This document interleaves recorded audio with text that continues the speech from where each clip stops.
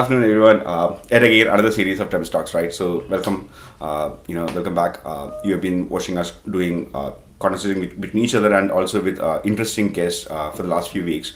And so this time, we were probably reaching the April. Last week we had a founder talking to us, and this time we have somebody from the other side, going to shed some light on the entire D2C exit or buying process and merging and all the stuff, right? So we have Vaibhav here from 10 Club.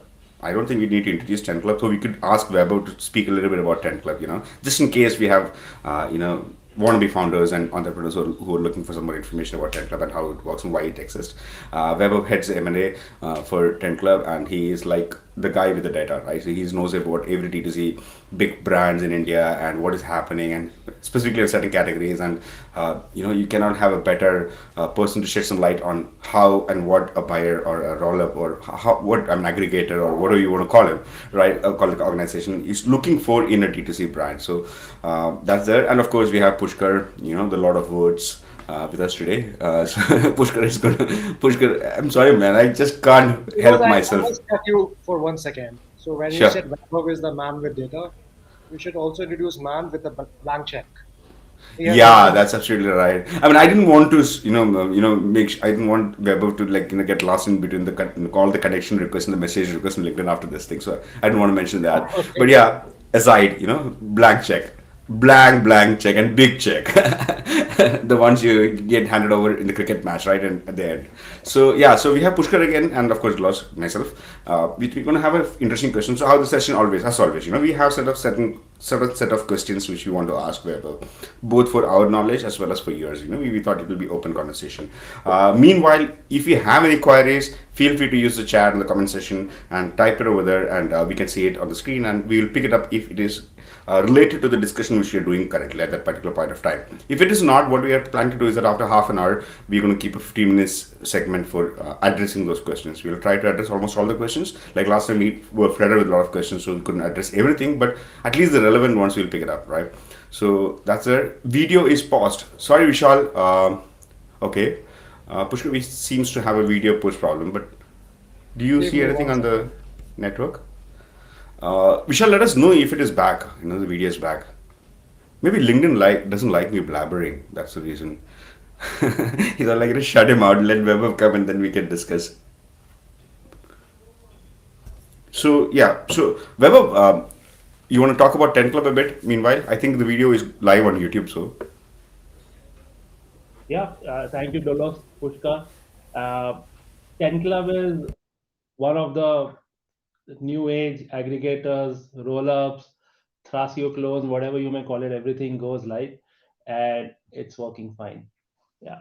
So we were the first ones of grounds in October 2020. The three of our founders got together and we started reaching out to the seller community in November 2020.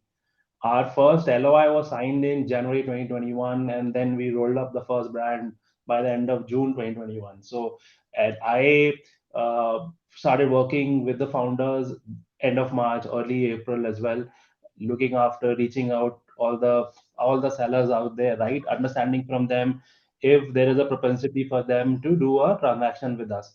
And so 10 Club is like a Global Bees, Mensa, Goat, Even Flow, Powerhouse, Upscaleo, all of them which have come up in the last 1 year, right? And hell trying and we have what we have done is provided one exit uh, mechanism which was not available earlier to founders. No founder was building the business to really sell the business. They were building the business as their daily livelihood. But we coming in, providing that exit opportunity, providing that capital and bandwidth to really help grow all of these businesses has really taken everybody by storm. And it's been great. I mean, and the best part about the last 1 year has been, and it may sound as cliche, but that is the real benefit, and everybody would agree to that. Is speaking to so many of these founders and understanding their story, and most of these folks are either husband and wife couple or two friends or brothers or just one individual just leaving their job, starting something and making it big and then going and putting in everything in that, right? And then creating something from scratch. So been great, yeah. But anything in specific you want to ask, please go ahead. Yeah. So I had a follow-up question. Vaibhav. Earlier when I started working with startups way back, right? I never could understand what is the difference between an entrepreneur who starts a kirana ki dukan in the street versus a startup, right? It took me a while to figure out. Oh, there is the metrics, the growth pattern, and everything which differentiated a startup, right? Which is a high growth, high velocity growth pattern, right? Whereas a small shop is just a small shop. It's an entrepreneur with all due regards, I mean, marvelous job, but it's not a startup, right? Similarly, 10 Club focuses on D2C brand. So what is a D2C brand? Ajit had a question over here. Can a mobile app be categorized as D2C brand, right? So I just thought, I'll put it as a larger question. So, For us at 10 Club, our focus is on actually just on e-commerce first businesses that are prevalent or predominant on platforms such as Amazon, Flipkart, and the others. So D2C, what first comes to mind is that direct to consumer is you have your own website and you're selling some goods. And specifically, we are focused on consumer goods. Somebody selling some sort of goods that can be consumed and not necessarily a mobile app is for according to us mm-hmm, for our mm-hmm, universe. And in the universe of the D2C brands also, there would be somebody who would be primarily focused on their own website, trying mm-hmm, to maximize sales by advertising on Instagram, Facebook, and other means and trying to attract audience. Whereas there is right. other universe wherein these are businesses that sell primarily on Amazon and Flipkart first, and then they also maybe have a website, but that constitutes only a very small 5, 10, 20% maybe at max to their overall revenues. And they are e-commerce first. So for our Mm-hmm. business, for our focus, we primarily we focus on e-commerce first. All right. Awesome. Thank you very much. And any specific category, or maybe I'll leave that question to Pushkar because Pushkar has a similar question in mind. So, Pushkar, you want to take over? Yeah, thanks, Delos. So, Vaibhav, just to start, so I have two questions. Now, of course, there's a lot of jargon going on. Some people call themselves aggregators, some call roll-ups, some call house of brand. So, do you prefer a particular name? I'm just curious, like at 10 Club.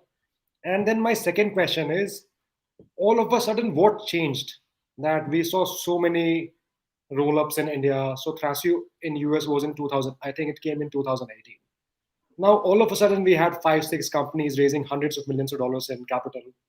So why VCs are suddenly backing so many Indian startups to become roll-ups? Why not before? So for the first question, everything goes. I mean, it's fine, whatever you want to call it. Roll-ups, aggregators. Some people used to call Thrasio clone. I mean, in effect, the reality is that this started off on the back of what Thrasio did in the US. And segueing into the second question is that Thrasio really started working sometime in the mid 2018, let's say July, August, sometime around that time, but they really came out and told the world what they were doing sometime in mid of 2020. That is when everybody caught wind of what they are doing, that they have built a portfolio of 100 FBA fulfilled by Amazon businesses in the US, and it's a startup within 2 years, which is profitable from day one, generating real hard cash, and they have raised a lot of money, 2 billion at that time. That caught everybody by surprise, and they said that this is something that we need to look at. And Right. from then, hundreds and hundreds of these Thrasio style, whatever you may want to call it, cropped up in all parts of the world, in Europe, in Southeast Asia, and in India as well, right? So, why the sudden surge is because that mid 2020 is when Thrasio came out. Everybody got to know. Everybody thought this is something very tangible, and India is essentially a consumption driven market, right? It's consumers is what we drive a lot of I mean most of our expenses goes into consumption. Amazon and Flipkart have really taken off. The pandemic really proved the power of e-commerce. The habits that changed during the pandemic will remain to stay. If you look at just the e-commerce penetration in India, it's some different people have different aggregates, but let's say it's less than 5% after the pandemic itself. Before the pandemic, it was even lower. Whereas for the US, is somewhere around less than 20%, and for China, it is less than 40%.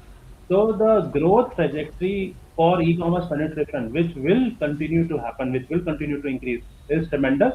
the ability to just the concept of the business model to bring together these small businesses which struggle to scale up beyond a certain point of time because of lack of capital or bandwidth or certain other things, and you put them together and you try and leverage economies of scale and you grow them and you become a big consumer brand company. That is, I mean, why not? So everybody wanted to come in, and there was initially last year, March, April, May.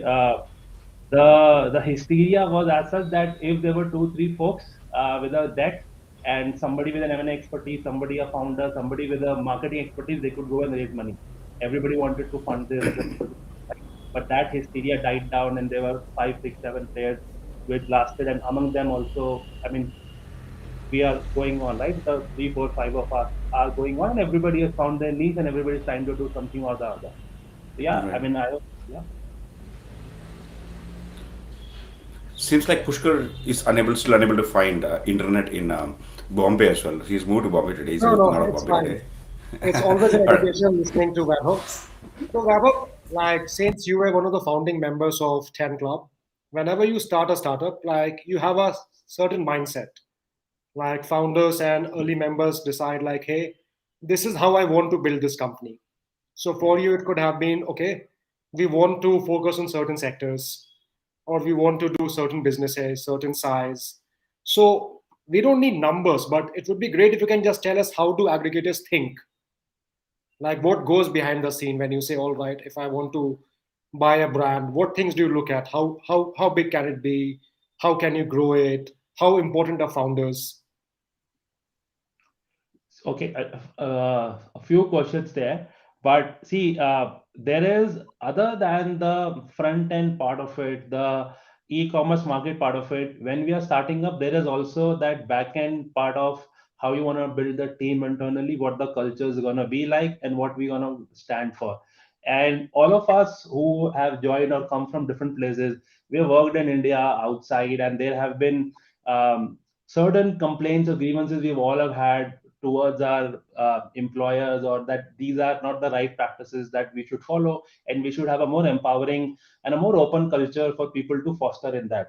And since we started off, we were very clear, all Bhavna, Deepak, Joel, everybody else who joined the first 10, that we are going to build a very transparent, very open, very empowering culture where people can come in, they will be given the responsibility, and they can go run with it and try and accomplish something. And the focus will be on the process and not the results. If we do the process right, the results are going to follow as well.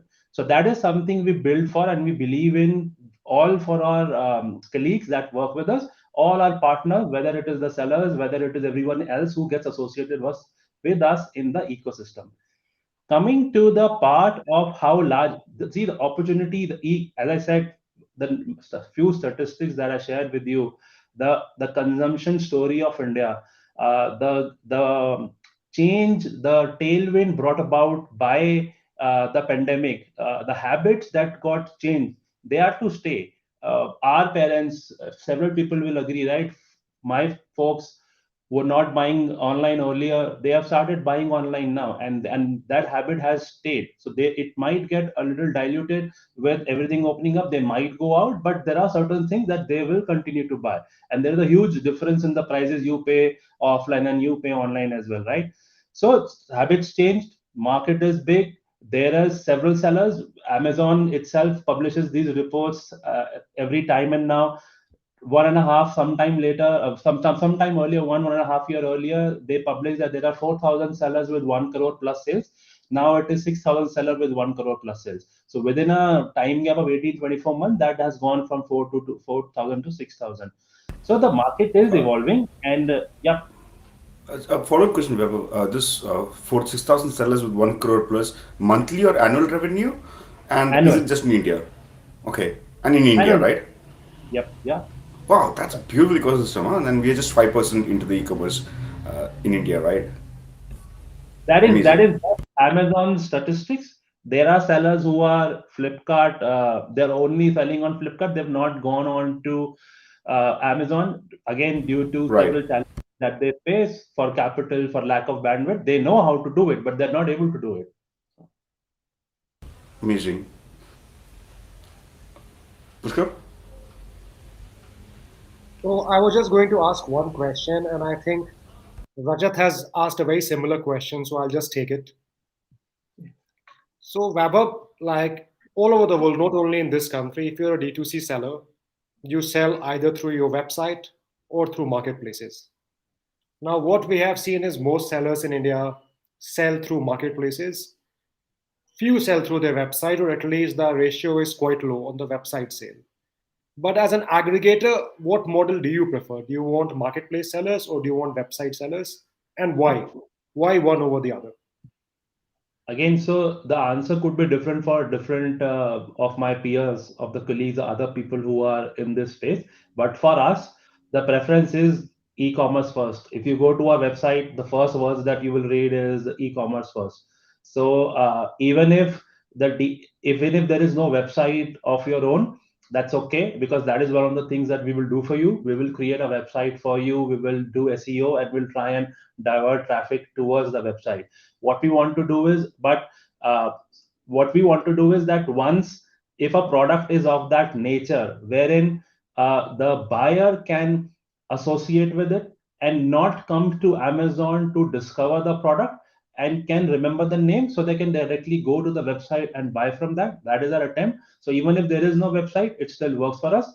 But if you are largely website and very less on marketplaces, what that would mean is that, generalizing, not necessarily true for everybody, but most folks, the profitability would be very, very low. And we look at profitable businesses only. So profitability at a certain scale is very essential for us. Mm-hmm. A follow-up question, that since you mentioned profitability and that you look at profitability, for acquisition, right? That's very important criteria. So, we had this question from Brijesh, which is of similar nature actually. So I just push if you can pull it on the screen. So, what are the characteristics you look for D2C businesses from an acquisition perspective? Is there a minimum MRR or certain revenue models that are preferred? So, is it MRR also is a critical aspect, right? How much revenue are they raising? Even if you have 50% profitability, but you're only doing 100 rupees of sale, it doesn't matter, right? So, what are the minimum basic numbers which you look at? You even consider that business for acquisition. Right. So for us, see, there are three large categories, three, four, however you want to classify them, that we look at. One is home and kitchen, which is very large, with larger size players. Then there is sports, fitness, slightly smaller size player. I mean, I'm talking about the majority of them. And then there is baby, which is again a little smaller in size. If you talk about this, the average size of the category.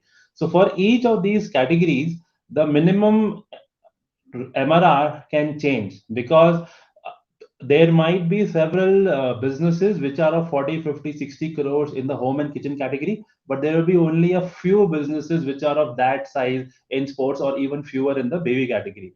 So Right. by category also the size criteria changes, but yeah, there is a certain minimum that we look at, $1 million plus, or 10 crores, at least double digits annual revenue is a good enough, unless there is a very unique proposition to the business as well. There is some unique IP, there is something different, or something which is proprietary to them that they have, then we may also look at a lower size revenue business. But ideally is that range that we look at. And again, as I Okay. said, profitability has to be there. We are a debt driven, as most of the others, not all, but we are a debt driven acquisition model. So ultimately, profitability is what we have to focus on. Thank you for clearing that. Uh, Pushkar, you want to pick the next question, or you want me to continue? So, two questions, Vaibhav, two follow-up questions. Now, one is when you say you're a debt-driven acquisition company, so can you please explain what you mean by that? And then why does it help to have profitable companies to acquire profitable brands? The second question is not only 10 Club, most of the aggregators, roll-ups we have seen in this country prefer brands that have a massive presence on e-commerce through marketplaces, Amazon, Myntra, Flipkart. So is this because, assuming, say, you have same level of EBITDA in both marketplace and as your own website, is it slightly more challenging to scale up an website business, website brand, than a marketplace brand? Is that also that comes into consideration? Cool.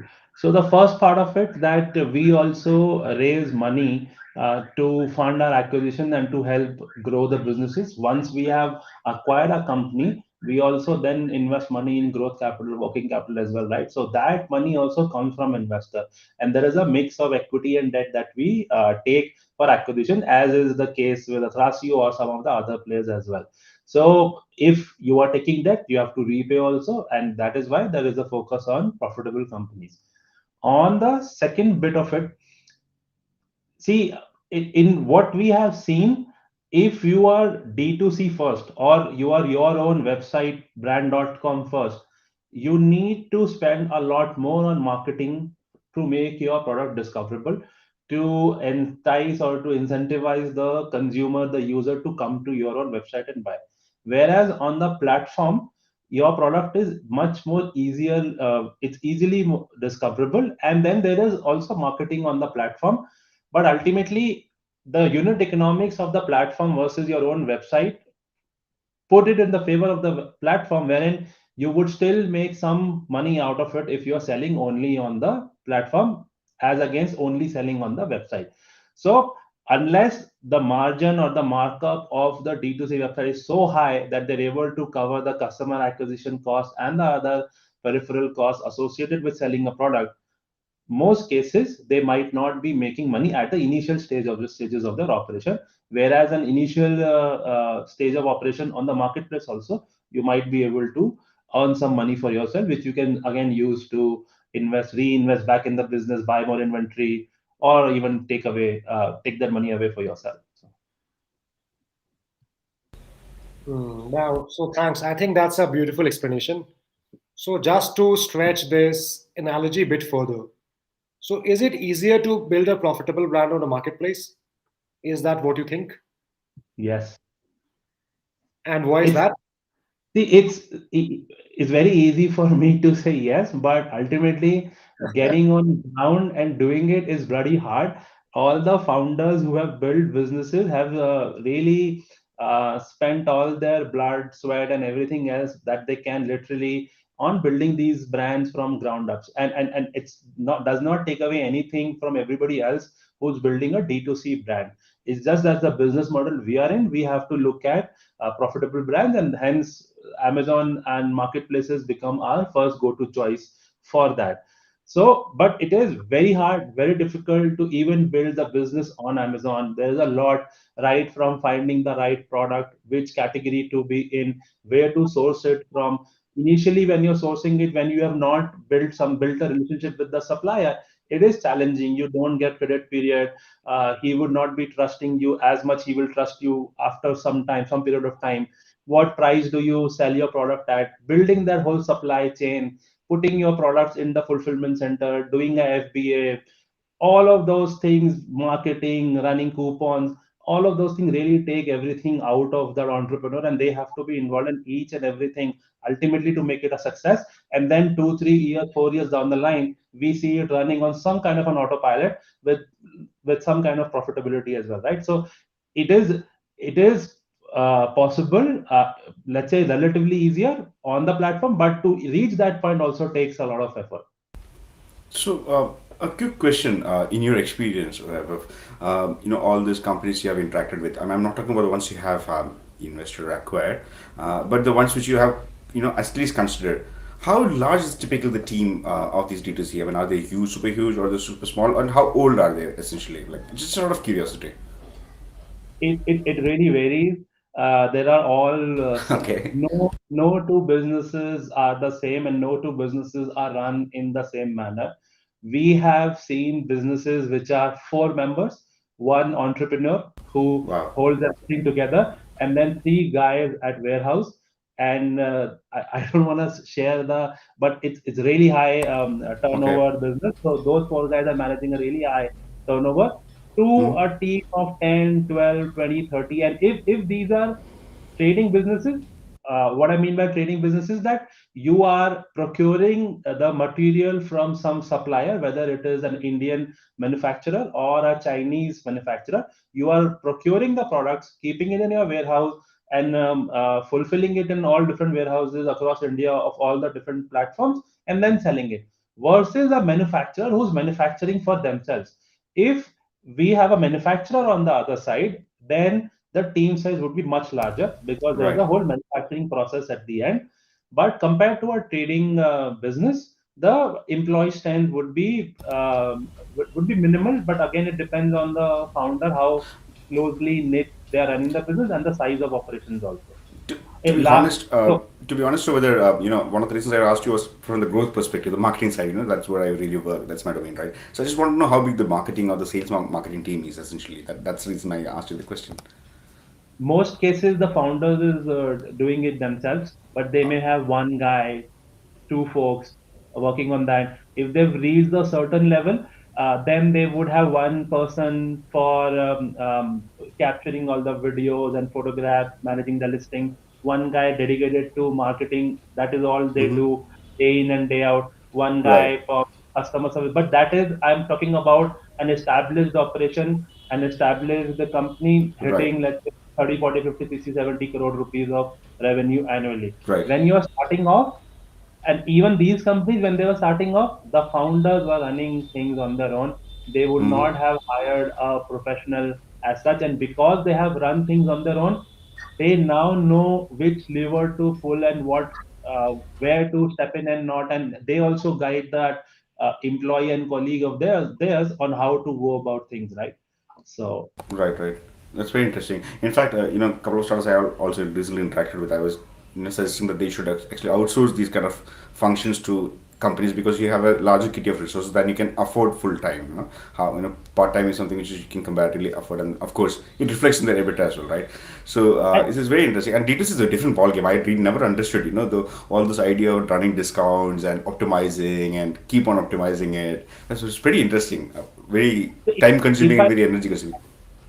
So if I may add, the primary reason of why these sellers would sell, of all the sellers who have sold in the past year, right, is because primarily most of the buck stopped at the founders themselves. They were involved in everything, and there is a certain at a certain period of time they're not able to expand or scale up, right? They need a team, but it's Yeah, difficult for them to attract the talent. It's difficult for them to let go also of right, things, right? And just hire the right people, then capital also becomes a constraint. You may right. have a supplier who could supply you good enough for you to go up to a 10 crore revenue scale, but to go to 20, you may need another supplier of his same quality, his caliber, his relationship. Now how to establish that?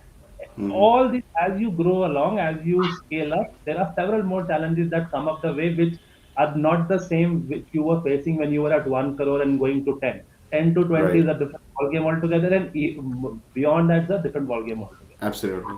And of course, the operational expenditures is like really skyrocketing, right? To go to 10 to 20 to reach that position or break the barrier, right? This is very, The volume increases, the scale increases, and the same person handling everything. I mean, you need another of the founder, right? In all true sense, you need another clone of himself or herself to continue doing the same thing. So, Right, Vaibhav. So, couple of more questions because this entire conversation reminds me of another chat I was having with another D2C buyer, and he said like he's planning to acquire a company in India. Now those guys do 40 crores of sale annual sale only on Amazon, only one product. So he okay. just said that's an ideal customer vis-a-vis someone who's selling say 20 products on 5 platforms website, because then scaling up becomes a nightmare. So what is your take on that? Like, and who is also your preferred customer? Like whom would you like to acquire? Who is your preferred target? See, there is a good and bad in everything in life, and so similarly in business also. With this example, if there is only one product, and in India, there is, and I give this example every time, right? India, we have a mentality of कि पड़ोसी की chemist की दुकान चल रही तो मैं भी केमिस्ट की दुकान ही खोलूंगा, मैं कुछ और दूसरा बस धंधा नहीं खोलूंगा, मैं भी केमिस्ट ही खोलूंगा. So the duplication, replication of a successful product in India is taken by this, right? If you have a successful product, there would be a clone of it. There would be somebody who will try and match it, copy it, go to the same supplier and get it. Unless that buyer or I mean that seller who's selling that one product has complete exclusive rights, has an IP, there would be competition to that also, right? So it's not saying that that is an ideal. It is an ideal scenario. You get it. It's a great scenario. It's a great product. You have certain monopoly in that category. Assuming that there would competition that will come up, and then you fight for it also. And with the backing of a buyer, the money and the resources that you can put behind it, you can only take it much more stronger and much more further. But and compared to that, if somebody has several thousand SKUs, right, 10,000, 20,000, 30,000 SKUs, some people do have those. Operationally managing that becomes a challenge. There are those many ASINs on the platform. There are those many barcodes, those many packaging, those many things you have to handle also.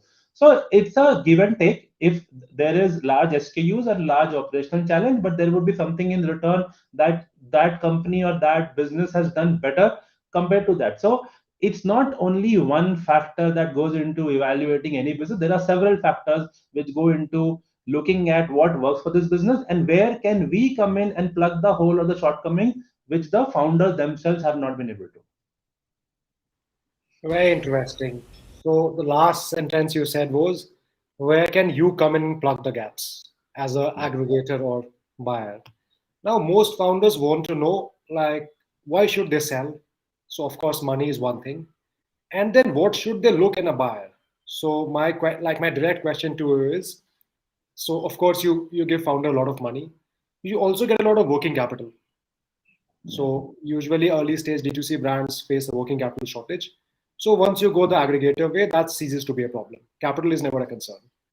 But what else? What should sellers look at in buyers? Like what do you think, like what would you say, like two, three best value adds that a good aggregator brings to the table? See the capability of the team, right? If you are selling to grow the business, if the founder of the selling business is staying on, they need help, assistance in several different ways, not only in capital, but with the team also in marketing, in expansion, whether domestic or international. They are looking for something that they were not able to build themselves, and solely money may not be able to solve that, right? And even if they had the money, how to use it, how to really working capital is a different beast altogether, right? I mean, how do you manage your working capital? That expertise is what they are really looking for. And the money that you give them, it's not that they buy a yacht or a expensive home and a car straight away and then they relax. It's not that. They it's a safety net for them that okay, I have something in the bank and I'll be secure, my family will be secure, but I still this business has to go from here to there, and I am using these guys for their assistance, for their expertise. Now that is what they need to look into the buyer. They have the team? Do they have the expertise? What have they done with other businesses that will be helpful for me? Obviously, they will provide you capital. Obviously, they will work with you on growing the businesses. And then, I mean, for a businessman who has just worked in solitude, who has 100% control over everything initially, selling their businesses and then starting to work with several different people whom you will also have to listen to. There is a loss of control at certain point of time, right? Uh, Right. how do you the wavelength, I mean, the vibe matches, is it more of a partnership or is it more of a acquisition, right? Those sort of things, and they get sorted out while the time you are speaking to the team, understanding what will the working relation be. That is something, the human side of it, the interpersonal side of it is also what matters to a lot of people, and that is what they say, like money and that interpersonal thing is what we look for the most, whether we'll be able to work with you or not. Money is good, but if we're not able to work with you in the future, that, I mean, then it's just that initial bit of money that we're taking out of the company and not the later bit as well. So I want to pull up Harsh's question, Pushkar. This is something that's very interesting actually. Like more of a strategic question. Being a D2C brand, there's a constant opportunity to try and also sell through offline channels. And in the last sentence he says that many D2C brands eventually go offline model, which is fairly true. Like take Lenskart or take other companies. They started selling online and then they did a lot of stuff online. Even creating virtual stores and all this stuff. But eventually they also had offline stores coming in as well. So would you consider, first, do you consider I'm assuming that e-commerce first means you do not consider it, but still, would you consider a brand which also has an offline presence, and which is like really well, and or would you consider the brands which you're acquiring and growing? Would you probably do you see a future in offline business as well? That they'll Yeah. spread offline. And by the way, I'll answer that question in a bit, but the businesses that we are also looking at or acquiring, they're not necessarily brands as of now, right? People may not be associating with them as brands, and they'll be selling. So a part of what we do with them is we want to create that brand for them, right? We want to create that branding, that the coloring, the palette scheme, everything, identity. What does this stand for? What can a person relate to it after they hear the name or see the name, Right. right? They can Mm-hmm. distinguish that one business from everything else. So that is also one of the things we do with this business, because they are more generic and they might be doing several different things. Whatever was selling, usually how founders operate is, at least on Amazon, that whatever is selling, whatever you can get, you try and put it on the web, unless you're very concentrated on one category or a product. Coming, sorry, just give me, just give me a moment. Sorry. Sure. Meanwhile, I'll just plug up, something. We've been doing this even for a while now, and we have been connecting with a lot of people, asking them, to come on the show, and we have a couple of speakers lined up for the next few sessions as well. But I hope you can hear me, right? My screen is dark, but I'm assuming that you guys can hear me.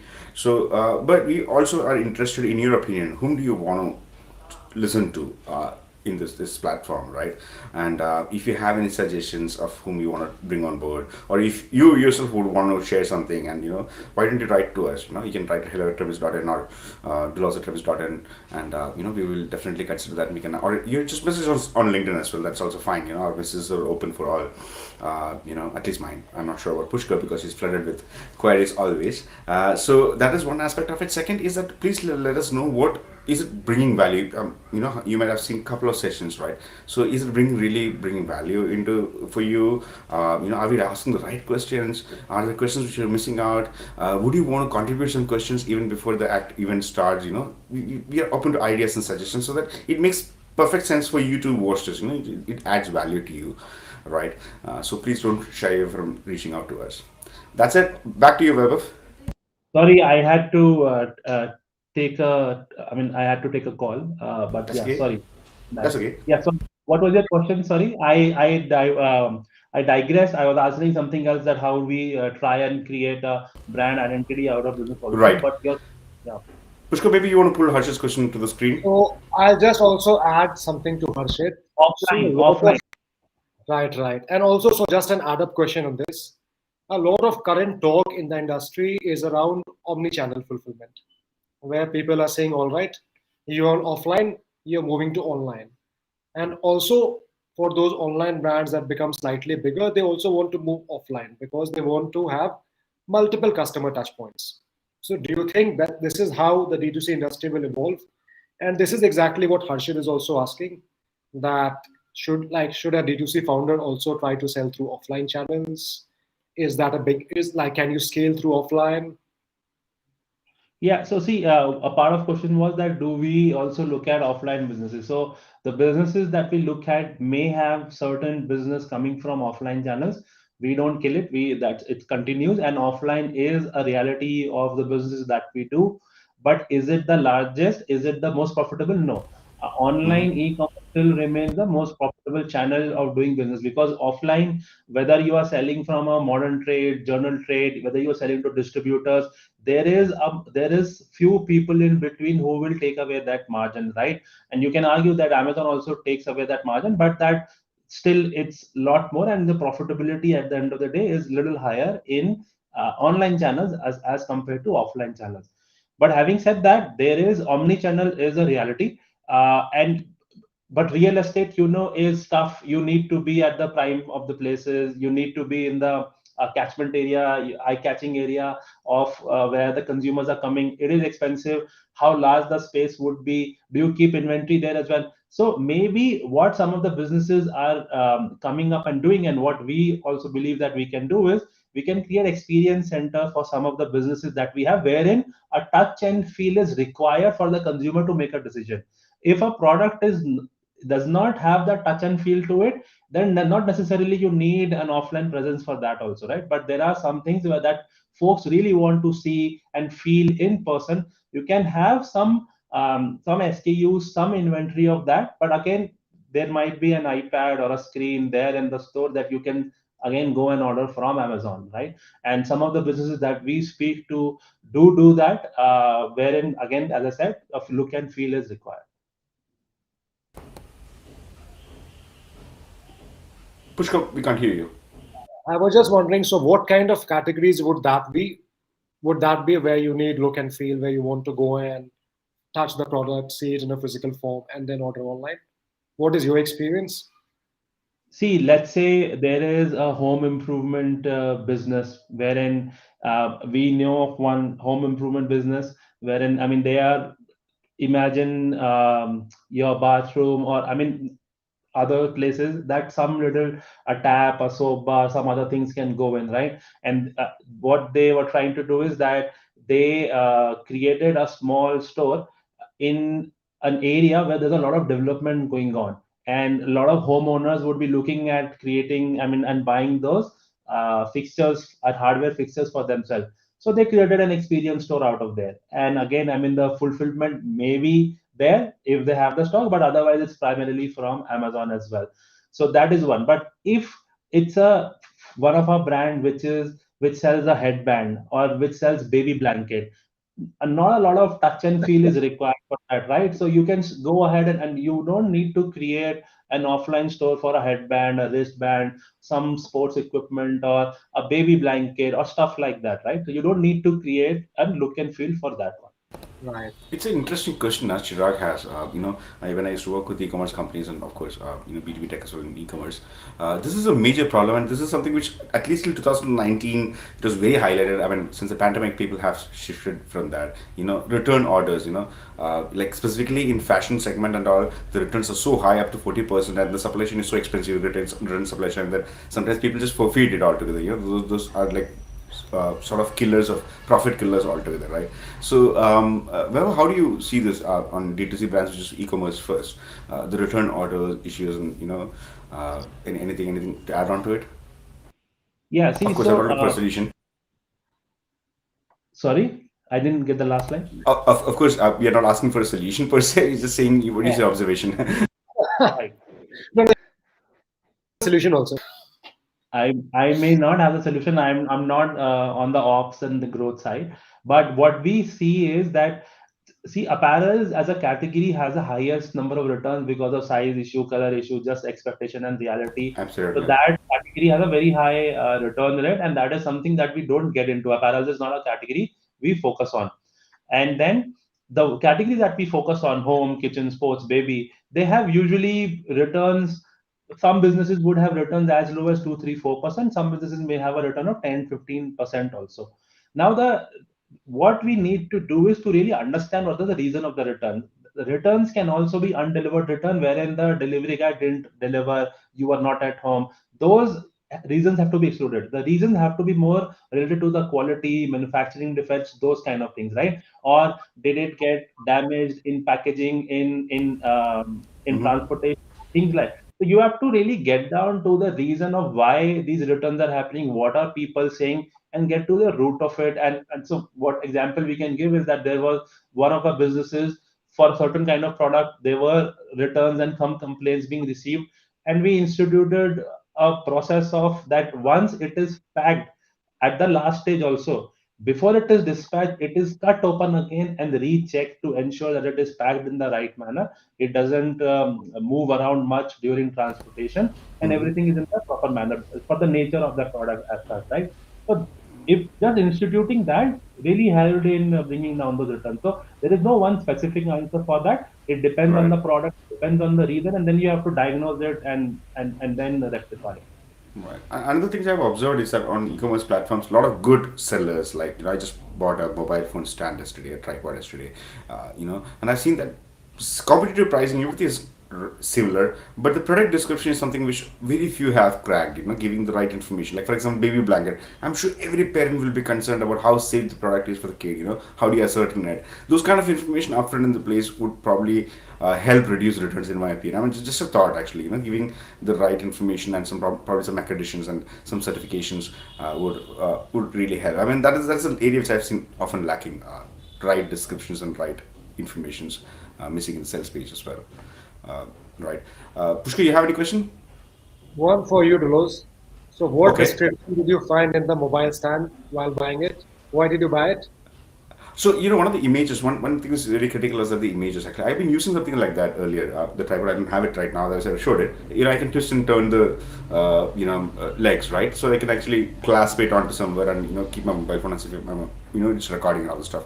So one particular image had exact dimensions mapped in properly, like rightly used, right? How can I use it and everything? Certain close-up images because the one which I had used previously broke on the lock side, so I just want to make sure the lock is right? So those kind of stuff, and of course, warranty details and all those things will matters, how much. But of course, these things doesn't have a warranty. I mean, I can just call them up and then they'll probably ask me to come to probably Andheri or somewhere from Delhi to return it, right? So it doesn't matter much, and 500 rupees purchase, so it doesn't matter.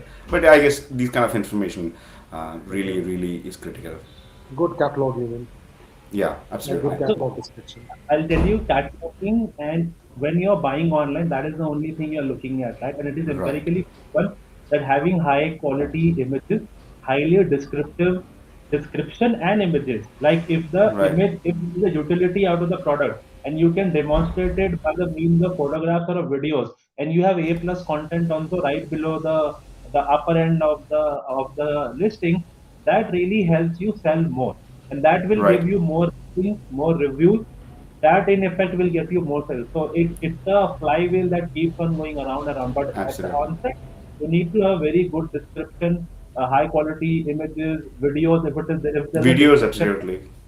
if there is a utility to it that you need to demonstrate, then you need a video as well. If it's a DIY thing, you need to demonstrate how to do it yourself. What are the dimensions of something Right. real life, and you can put it to scale. These are small things.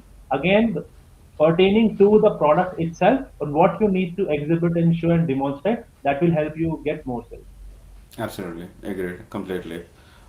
In fact, also good after sales. I'm forgetting the instance. I bought something and I got a yeah, it is a mobile. This is a USB. Sorry, the power bank for the Wi-Fi router. It's very interesting. There's a power bank for the Wi-Fi router, so that the interchange between genset and the power when there's a power cut, right? So there is smooth internet is there. There's no internet loss. So that product has a QR code based, a direction towards the website, and then it told a lot of things about how to maintain it and all those things. And in fact, once product I saw it uses an AR QR code, so you scan it and you look into the room, the place where you want to place it, and you can actually see how the product will fit into that area. So like really interesting stuff which is happening around. You necessarily don't mean doesn't have to be in Amazon's platform or a Flipkart platform. It can be otherwise as well. Which comes to one follow-up question. If Pushkar, you don't mind asking me, I've been No, no, yeah, hogging the please go ahead. limelight. Right. So, Vaibhav, last. We have 10 more minutes, right? It's already 12:50. You're fine with Right. Yeah, 10 I am. more? Sorry. Yeah. So quickly, last time we were talking to a founder, a serial founder, a serial entrepreneur, Vishnu, and he mentioned about a lot of other platforms apart from Flipkart and Amazon, right? So do you also look into other platforms as well, like for example, Misho or places like that? Absolutely, yeah. So see, as I said, that the founder themselves, because of a lack of bandwidth, capital, whatever reason, they don't know what platforms are there. They know how to expand to them, but they're not able to do it for several reasons. And once we come in, we take them and expand into all different channels with the same intensity and rigor, right? You maintain the listing, Right. you catalog it properly, you run ads on it properly, so that to initiate and have more sales. So that is one of the things that we do. And some of the businesses that we are running already, they were on one platform or one and a half, meaning, I mean, they're not doing it with the same intensity as they're focusing on the first one. Right. We come and we've brought them to 8 different platforms in the first Mm-hmm. couple of months that we get into doing business with them. And Wow. not and it's not that Meesho is there, Shopee is there, or the other ones are there, and you need to just go on them. You need to look at the market fit for that product also. Are there some Absolutely. platforms which are specific to the products that you sell. So that let's say if there is a health and personal care product that we have and which are suitable for senior citizens, elderly, then there is a different platform like a let's say 1mg where we're selling Farm Easy or a seniority. We need to list there as well rather than a Misho Right. or something which is not that specific to that product category. That's a tip for Harshita. Harshita is in the Ayurvedic superfoods. So, Harshita, you must want to consider 1mg and pharmacy as well. Yeah. I'm sure he's already selling on that. So, All Vaibhav, right. like a couple of more questions. We have almost 10 minutes left now. So, one thing was in one of your answers, you mentioned about founders as partners. And this is the same feeling I also get while having a conversation whenever we chat, that you don't think of yourself as a buyer. You're more like partner who partner founders and grow the brands. So, what expectations do you have with these founders? Do you want them to work with you for a long time? Are you fine with that? Or do you want to give them a quick exit and then encourage them to start a new brand? Or if someone wants to continue an advisory role, are you open to that? See, actually, it's the other way around on what the founders want to do. It's ultimately, uh, it's ultimately their call. For us, we would love to have them work with us as long as possible, but it's the founders' motivation and inclination on what they really want to do. Some people want to move out of the business as soon as possible. They say that either I run it or nobody else runs it, right? I mean, so some people are looking for that assistance and they're ready to partner and work with somebody else also. So it's ultimately depends on the founder, where they are, how they want to run it. For us, the longer the better. Wow. So if We some have founder question. wants to stay for 5, 6 years, that's also fine with you. It's an Five, six advisory years is role. a very yeah, yeah, of course, absolutely. I mean, generally 5 years is a very long time, Nice. no, but we are up for it. Right. I don't think any founder want to stay Yes. on board for 5, 6 years, man. Like seriously, you know. No, no, not for You that know, brand. Let's say I created some brand and I just want to become an advisor, like because at a company like 10 Club, I'll have exposure to 50 brands. So you'll keep acquiring brands and then grow them. So if I want to get into, because everyone doesn't want to start another brand, it's hard work. Absolutely. Absolutely. Some of them do, some of them don't because it is hard, and some of them want to do something else, or as you said, become an advisor or a mentor. But some of them do have tangible plans of what they want to do next in some other categories for sure. right. So, folks, we have what like 7 minutes left. So let's do rapid queries, right? We haven't even still touched on the So we commercials want where to the ask time Amish how question. possible. Yeah, I was coming to that. So, we have a lot of questions otherwise. So, I guess well, we'll have to rope you back in for another session. Meanwhile, Amir's question, scaling a D2C brand from 1 crore to 10 crore requires a certain amount of capital, which we have discussed. Given D2C brands looking at getting acquired cannot raise funds from VCs due to lesser ROI, are most of these brands bootstrapped or rely on debt financing? So, your Bootstrap, experience. Okay. bootstrap. Or see, most of them started off with, some have started with, this is what the founders say, with 50,000 rupees, some with 5 lakhs, some with 50 lakhs. Right. So somewhere in between, people have taken money that they had, borrowed it from friends and family, and they started off, and then they keep regenerating, reinvesting, and they get to this level. And obviously, as they grow along, they take out some money for themselves also. But most of them are bootstrapped. Debt financing from banks is not that easy because you don't have a collateral to give. You don't want to put your bank as a guarantee to the banker, and then also there are several other challenges with bank debt. There is this revenue-based financing as well, but again, as soon as you get the money, you start repaying it also from your revenue, so it's a hit to your bottom Right. line as well. And VC money, yeah, does come very But difficult to, not necessarily to these Amazon brands. a follow-up question. So, but if it's a manufacturing brand, they also do the manufacturing bit, and they need a lot of capex, right, to install a system or expand their capacity, right? So, for them, debt financing might be a right option, right? And I'll tell you, for them, it may be available, but some or more of the sellers that we meet now, they don't like that. They don't want to take yeah, that.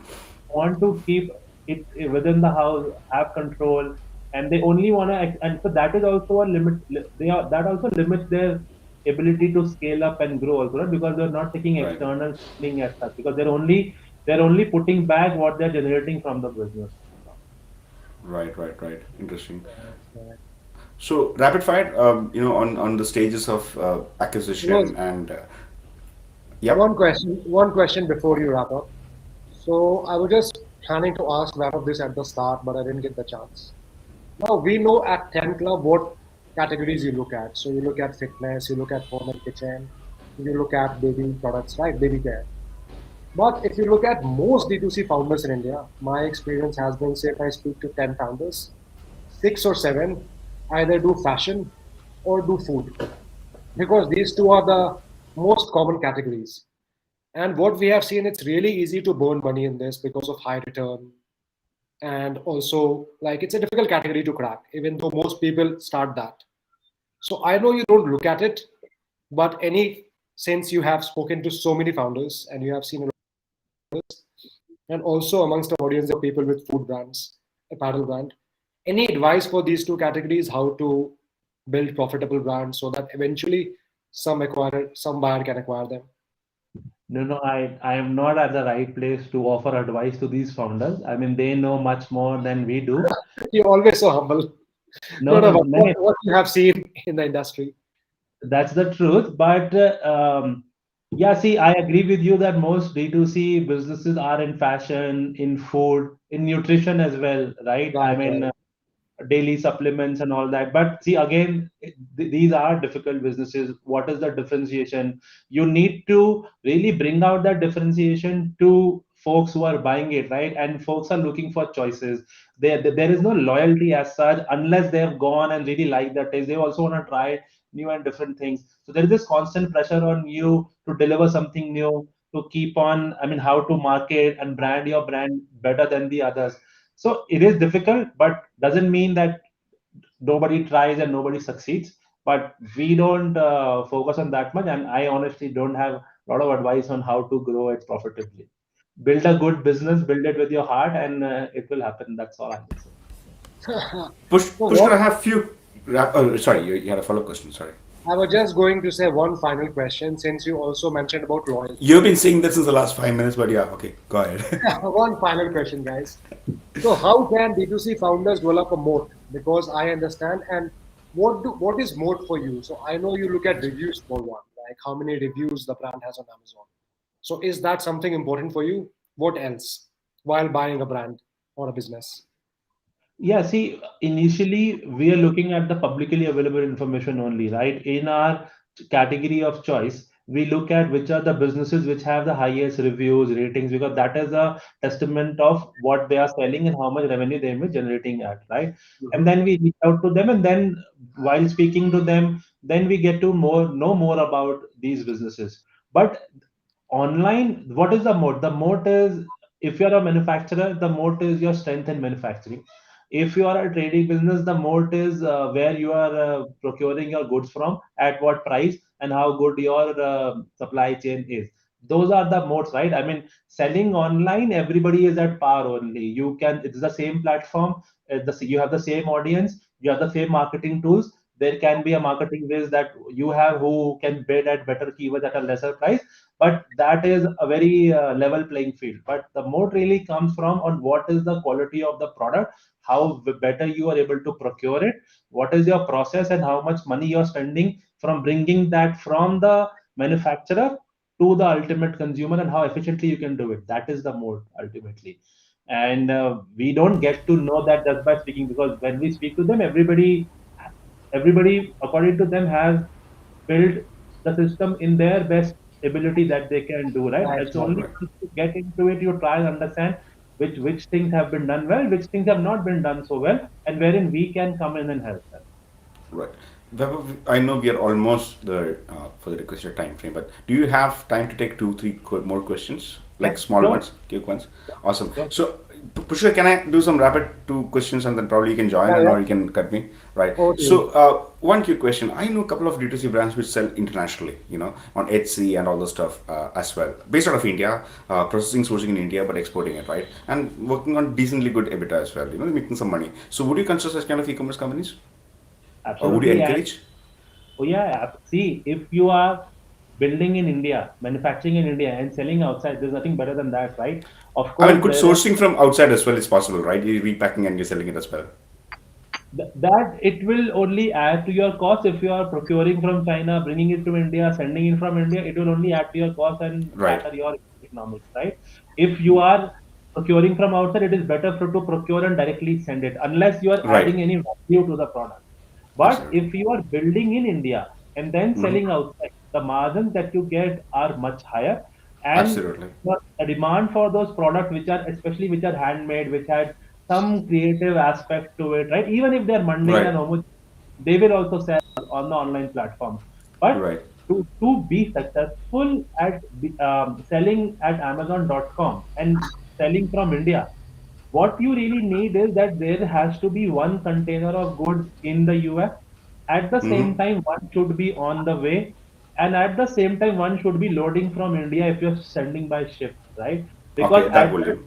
that inventory cycle, that working capital cycle has to be maintained, and Right. usually founders are not able to fund that, right? So if we are getting in, and if there is a product with high potential of India out or an export quality material, then we know we are getting in that the working capital will be 3x of what we would do just by sending one ship at one point in time. But at one point of time, there should be three containers at different time frames.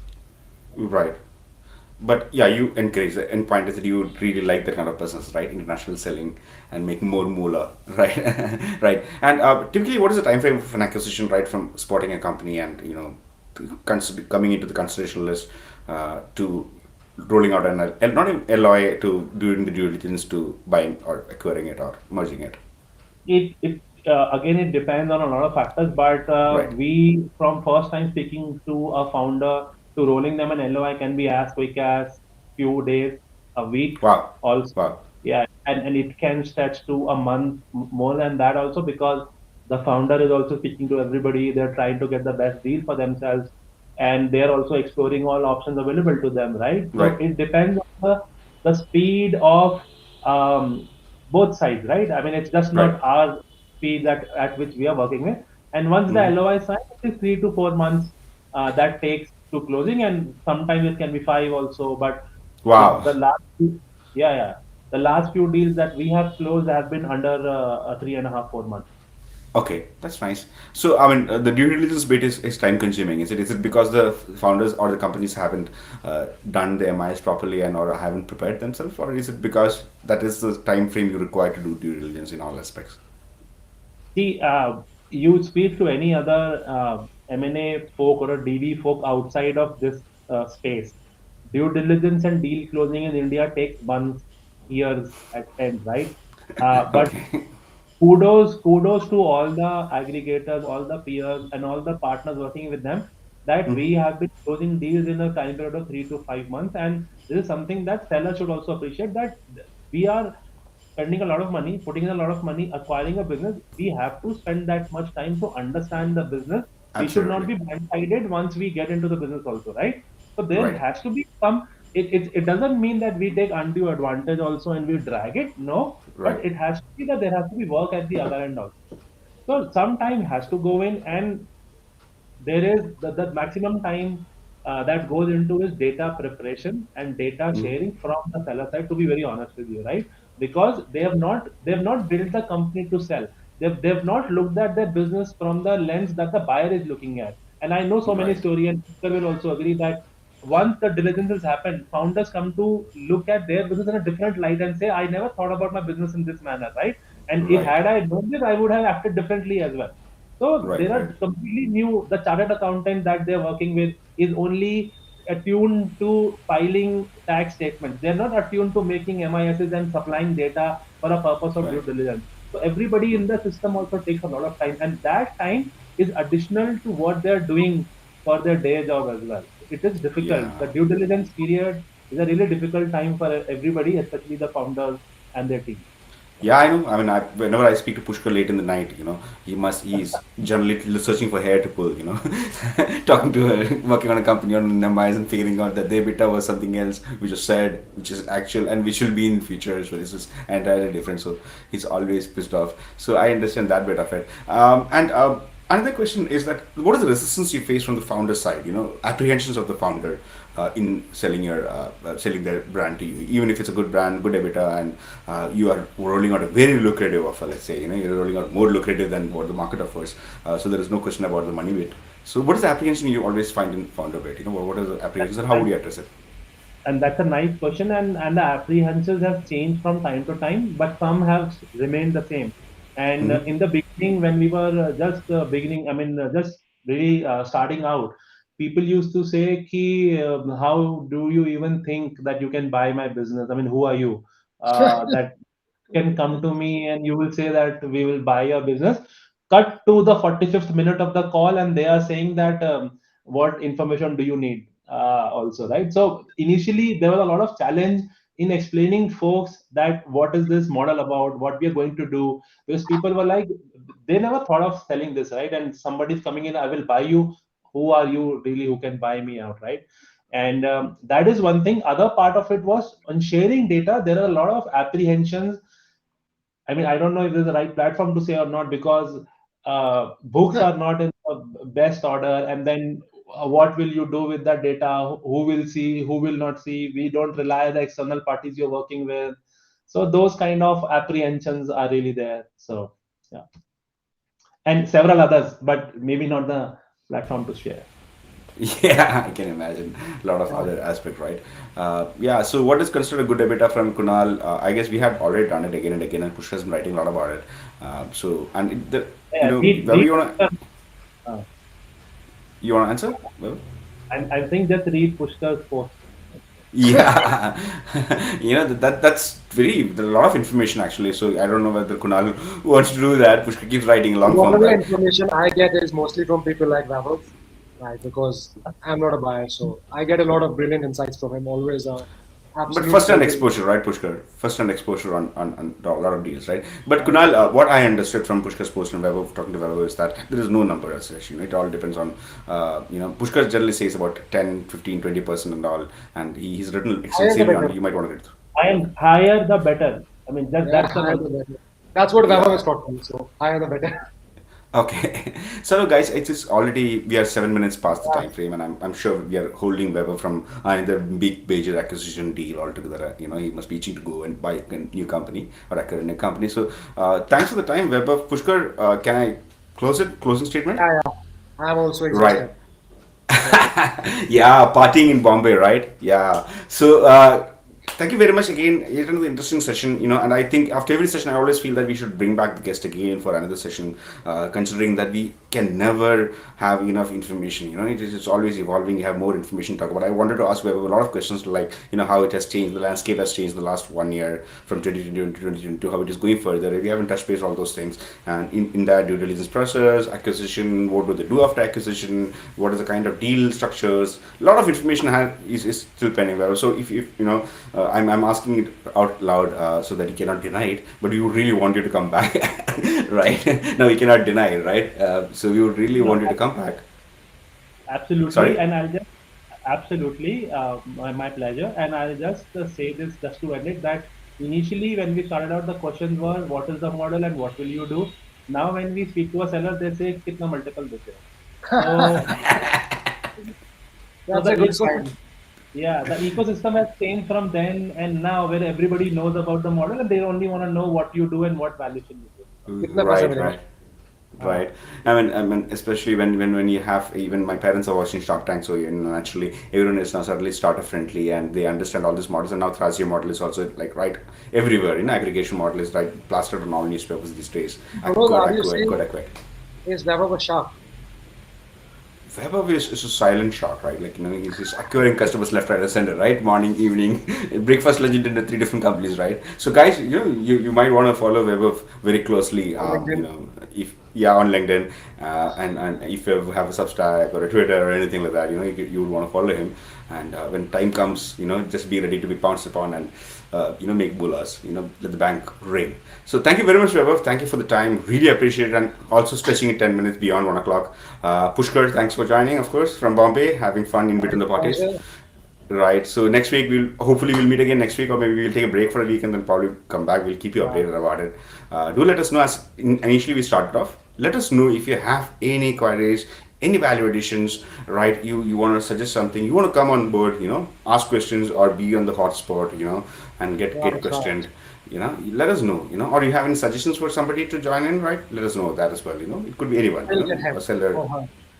We'll yeah, just him have for the Lowe's and the Lowe's will get the person. beg your pardon, sorry. I just said they just have to say whom they want and you'll get the person. Yeah. With Prishka's Cloud and my follow-up, persistent follow-up, we can get sure that we'll get anybody on board, right? So Right, that's right. that. Thank you very much. This is live on YouTube. I mean, it was live on YouTube. The recording is live on YouTube. Just search for Premise Capital and you'll find the recording. And also in LinkedIn, you'll find it, right? And do share with your friends and family. Thank you very much. Have a great evening. Thanks, Vaibhav. Bye, Thanks, Prishka. Vaibhav. Really appreciate your time. Bye. Thanks. Bye.